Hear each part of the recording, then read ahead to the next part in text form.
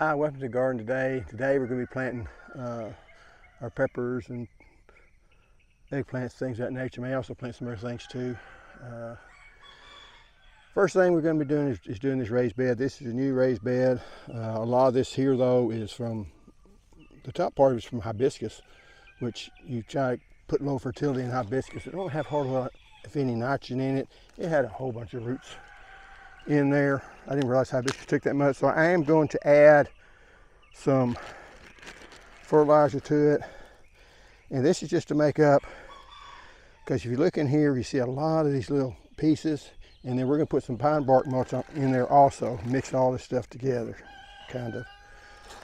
And this is a fair amount of fertilizer, okay? I'm not going to put the whole bag,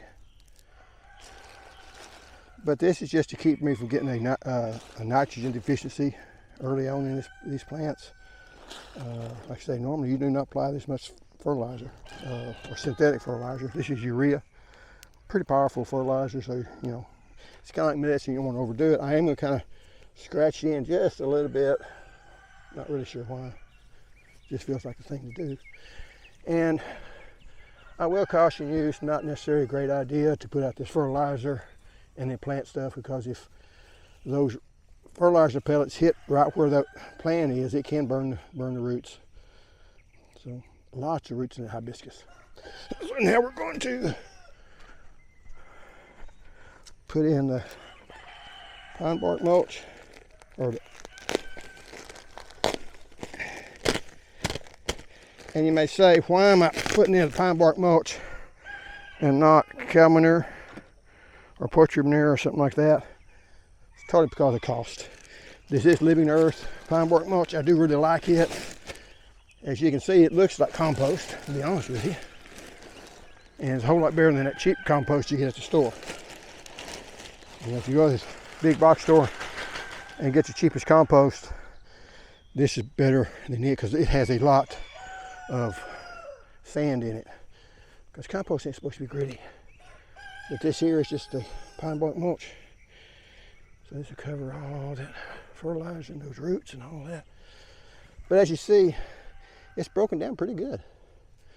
Pretty kind of surprised.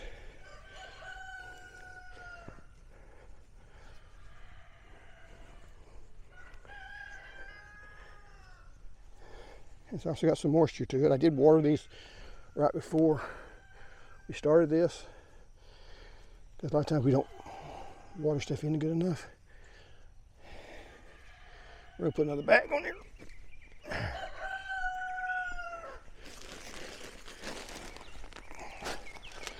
Because you try to get these things full as you can. I put this more in the middle so I don't stretch things out that far.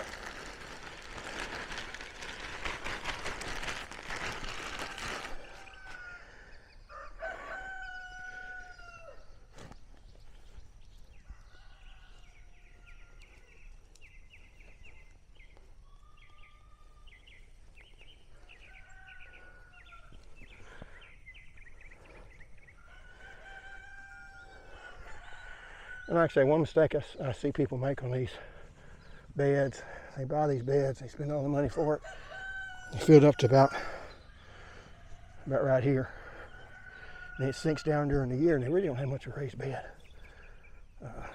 I mean, even this one,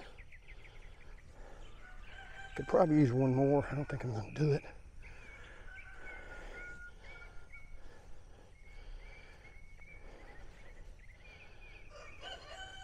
What I am going to do though is sprinkle out just a little bit more,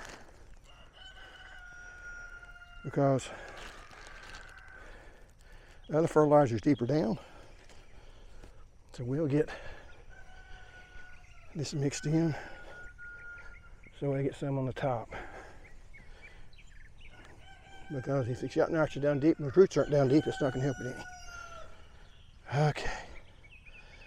Now, some people will have a real well laid out plan on how to plant these things. I mean, they will have diagrams and graph paper and all this other stuff. As you can see, I don't do that. I do plant my peppers a little closer than I used to because peppers stick. Because peppers, this is just kind of mark where I'm going to plant them. This is my planting ahead stuff stage. So I got 1, 2, 3, 4, 5, 6, 7, 8, 9, 10, 11, 12, 13, 14, 15. Or I could have just been 5 by 3. And I've got 1, 2, 3, 4, 5, 6, 7, 8, 9, 10, 11, 12. I'm going to try to plant all my sweet peppers here. And I'll plant my hot peppers over there. I don't have enough to fill up the whole bed, but this one here is a Gypsy. It's already starting to put flowers on it. I'll probably leave those flowers on it since this plant is pretty good size. That will go here. You want to plant them roughly the same level as the pot was. See if I can find other Gypsies. Gypsy here. Always label your plants. Now will these labels stay with the plants? Don't mess with the roots meany on peppers. There are some rounded part of it, but that's just, I think it causes more problems trying to straighten those roots out than you do helping yourself. So now this Gypsy's a little crooked.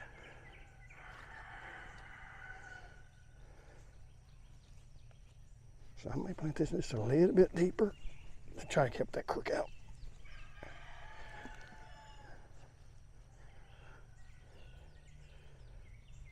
And like I say, hopefully, once the sun hits it and it gets plenty of sun, it'll fix that problem. You want to save your little pots like this, they're $1/4 a piece. I didn't realize that was expensive. I went to order them again. Okay, so the next pepper we're going to grow is the Golden Marconi.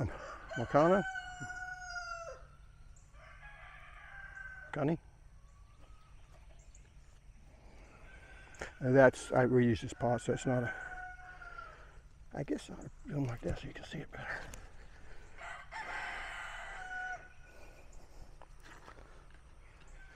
I tell I don't have any Italian in my ancestry.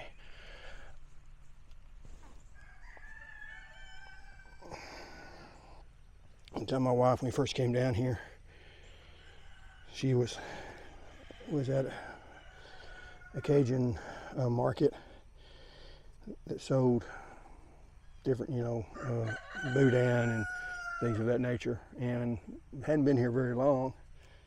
And she asked how that boudin tastes. And the man was super nice. He just smiled. She just called boudin. And she laughed. She said, well, I'm not from around here. At that point, I busted up laughing. I said, honey, I think you've already determined that point. So, anyway, it's Jimmy Nardello. She sees that, she's going to complain. But I mean, it's not. It's just, I don't know how to say the name either.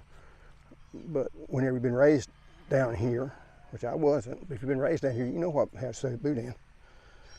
But back in my day, I never heard of boudin, nor had I ever eaten gumbo. That's just something that they didn't do down here. That where I was in Central Texas. We heard about gumbo,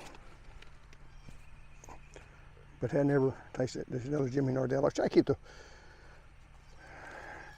peppers together. Opposite of what I do. And like I say, those roots are in real great shape. I think I'm going to try to prop it up just a little bit. We'll see if that works. It's a crooked little devil. And then these are the Habanadas. Now I will say the Habanadas get big. And they don't produce a whole lot of fruit early on. And then they give you tons of fruit in the fall. And maybe starting in August. But I think this is a Rollet. I can't remember if these were seeds that I saved or not. And they call them heatless habaneros. Or heatless Habanadas. Because they're not supposed to have any heat to them. But I will caution you, they do have a little bit of heat. Nothing like the heat that you get from a habanero. You know, those are just insane. But, you know, sometimes when you say something's a sweet pepper, they're not completely sweet. Here's another one. I don't have a...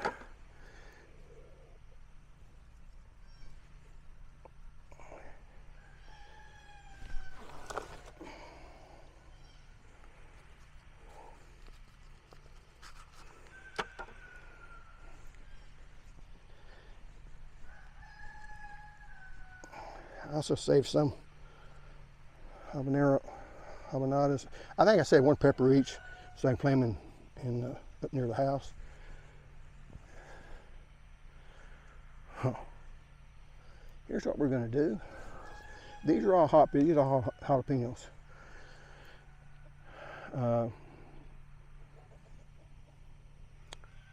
I'm just going to put my 2 eggplants down here because they're going to take up a lot more room. I don't know why I did like that, but I did.